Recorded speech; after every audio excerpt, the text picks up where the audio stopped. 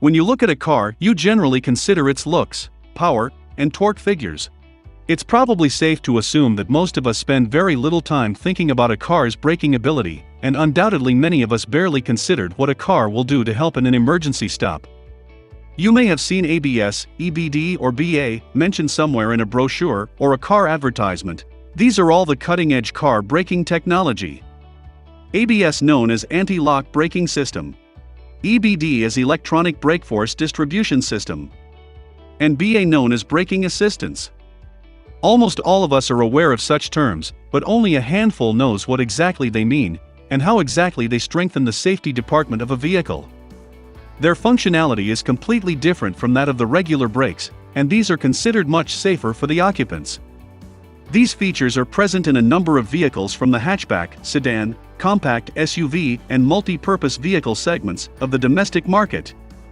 So let's understand these topics differently. Starting with ABS. As the name implies, ABS prevents the wheels of the car from locking up when the car applies the brakes suddenly in certain situations. This type of brake allows the driver to have complete control of the car's steering when maximum force is applied to the brake pedal. Generally, when the driver suddenly applies brakes to a moving car, there is a high probability that the wheels will get stuck due to the sudden brake force and slide on the road. This happens because the momentum of the velocity of the car is carried by it, and the wheels are unable to convert it into rotational motion due to the brakes. ABS or anti-lock braking system is a piece of safety equipment that prevents the wheels of a vehicle from locking up under emergency, panic, or harsh braking conditions. When braking on wet surfaces during rains, you tend to depress the brake pedal to its full limit and eventually end up locking the wheels. At this point your car starts sliding straight without directional control. The situation becomes worse when all this happens uncontrollably. The loss of grip may result in the driver losing control over the steering of the vehicle. This may, in turn, lead to an accident. That's where an ABS comes to the rescue. Thanks to the latest safety regulations, nearly all 4- and 2-wheelers nowadays come with an ABS. The first primitive form of ABS was developed in the 1920s by French pioneer Gabriel Voisin, initially to aid braking on aircraft. Although, it wasn't until the 1970s that ABS was adapted and introduced to the commercial vehicle market on a large scale. The anti-lock braking system has 4 main components: speed sensors, valves, pumps, and controller. Speed sensors monitor how fast the wheels are rotating. Valves allow to block and release pressure on the brakes. Pumps are filled with hydraulic fluid and apply pressure to the brake drums on demand. The electronic control unit, ECU, is the brain of ABS and uses data from sensors to determine whether to pump the brakes or not. The speed sensors are located on the wheels that monitor the speed of each wheel. When sensors detect that your car's tires begin locking up, the electronic control unit reads the signal from each sensor and sends the signal to the valves of the respective wheel. Then, valves rapidly apply and release the brakes automatically to keep your tires from skidding and helps keep the driver in control of the vehicle. If speed sensors detect that the speed of any of the wheel is reducing drastically compared to others, the ECU sends the signal to the valves of the respective wheel to reduce the brake pressure, and the valves get closed. After this, the wheels start to accelerate again, and the signal is sent to the ECU one more time, which in turn sends the signal to open the valve and increase the brake pressure, and hence, brakes are applied. The cycle repeats itself until the application of brakes becomes normal. So essentially, ABS works in 3 stages. Brake pedal is pushed. Will sensors detect skidding or locking, ABS pumps the brakes. In a car equipped with ABS, what mostly happens is the system applies the brakes in small pulses to prevent sudden brake locking. That is why you can feel vibrations and juddering at the brake pedal when ABS is activated. When you feel or hear the ABS vibrating, continue to firmly press and hold the brake, then steer to safety. If your car doesn't have 4-wheel ABS or the ABS is not working, you'll need to slow your vehicle down as much as possible before turning the steering wheel. Take your foot off of the accelerator pedal, and if you're in a manual geared car, push the clutch down, push the brakes with as much pressure as you can, until you can feel your wheels lock, then release the brakes, take your foot off the brakes, then reapply the brakes. This replicates the ABS braking method, ABS works most effectively when the tires are properly inflated and in good condition. Common causes of four-wheel ABS malfunctions include worn brake linings and air or dirt in the brake fluid. The primary task of ABS is to give the driver steering control during hard braking, not reduce stopping distance, as is the general misconception. That said, given the right type of road and conditions, that may prove to be the case. For example, on wet sealed roads ABS usually shortens the distance required for a stop, but on gravel or dirt tracks, skidding may actually decrease stopping distance as the car's tires are able to dig into the surface. Besides the ABS, there is also the EBD, which stands for Electronic Brake Force Distribution. While ABS is the overall automotive braking technology, EBD is just a part of the overall system. However, both these elements are equally important in reinforcing the safety department of the vehicles. The EBD is responsible for distributing the braking power to all wheels of the car. Also helps in regulating and applying the braking force needed to each wheel according to the road condition, vehicle's load, and its speed. The EBD ensures how much braking force is needed by each wheel, and then applies the same in order to achieve the most suitable braking impact. For example, consider the most common scenario. In a front-engine car, front wheels carry a heavier load than others, and will require more brake force in order to bring the car to a stop, without it going out of control. The extra weight up front increases the grip of the front tires, while it reduces the grip of the rear tires. This makes the rear tires more likely to lock up during braking. When the rear wheels slip, the car can begin to fishtail or even go into a spin. Traditionally, braking systems included a proportioning valve to allocate the correct amount of brake force to the front and rear tires. However, with ABS, the proportioning valve no longer provides an ideal solution to the problem.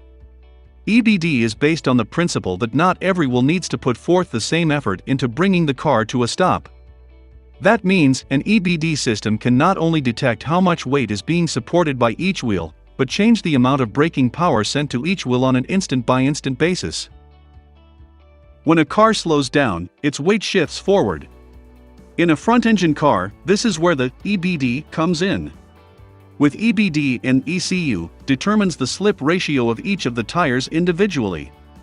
If the ECU notices that the rear wheels are in danger of slipping, it applies less force to them while maintaining, or, if necessary, increasing, the force applied to the front wheels. EBD is also useful when the car is braking while driving around a corner. While turning, the outer wheels of the car rotate more quickly than the inside wheels. If too much brake force is applied to the inner wheels, they can lock, causing the car to oversteer and go out of control.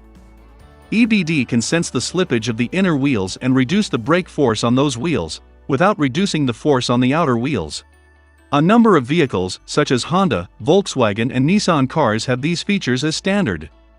The same can be inquired through the Honda or Nissan car dealers while purchasing the particular models. An EBD system makes use of three components which make it tick: the speed sensors, brake force modulators, and electronic control unit, ECU.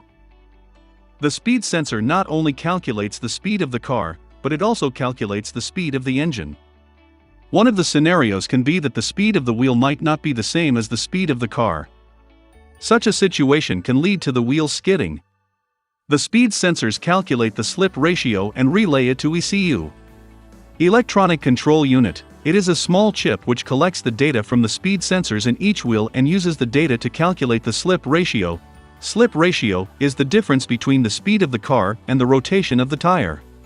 Once the slip ratio is determined, it makes use of the brake force modulators to keep the slip ratio within limits. Brake force modulators. It is the job of these modulators to pump brake fluid into the brake lines and activate the brake cylinders.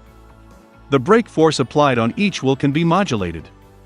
All these three components work in tandem and make the EBD work and save your day every time you brake hard. Brake Assist, BA, is also known as Emergency Brake Assist, EBA, is another piece of car braking technology. As the name suggests, is responsible to assist the driver in emergency stop situation. The braking system will work more swiftly when there is sudden braking, if it is equipped with the BA feature. This feature, aimed at making sure that the brakes are applied in case of an emergency, if the driver is unable to respond quickly enough. This happens a lot that in case of sudden braking, the driver is not able to press the brake pedal fully. However, an average driver isn't actually fast enough for a situation like this, where a millisecond of delay can translate to catastrophe. This is where braking assist steps in.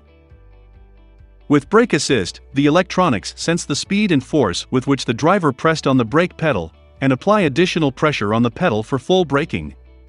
A travel sensor attached to the brake pedal that allows the brake assist system to detect when the driver attempts an emergency stop, and regardless of the amount of pressure actually applied, it will apply maximum braking force until the car is brought to a stop. Some more recent braking assistance systems can detect a sudden liftoff from the gas pedal, or receive imminent crash warnings from radar or camera-guided crash detection systems and prime the braking system. That way, when the driver slams the brakes, maximum braking force is available immediately. This system works with the three main components: accelerator sensor, brake sensor, and electronic control unit. Let's consider an event of normal braking. During such event, driver lifts off foot from accelerator and presses brake pedal. The same actions are performed even in the case of emergency braking, but with greater intensity. ECU measures this intensity with the help of inputs from accelerator and brake sensors and determines whether driver has encountered an emergency. If it is found that the braking is due to an emergency, then ECU orders the brake booster, a component of brake system that can control pressure of braking, to apply more pressure on brakes so that vehicle could be brought to a stop early.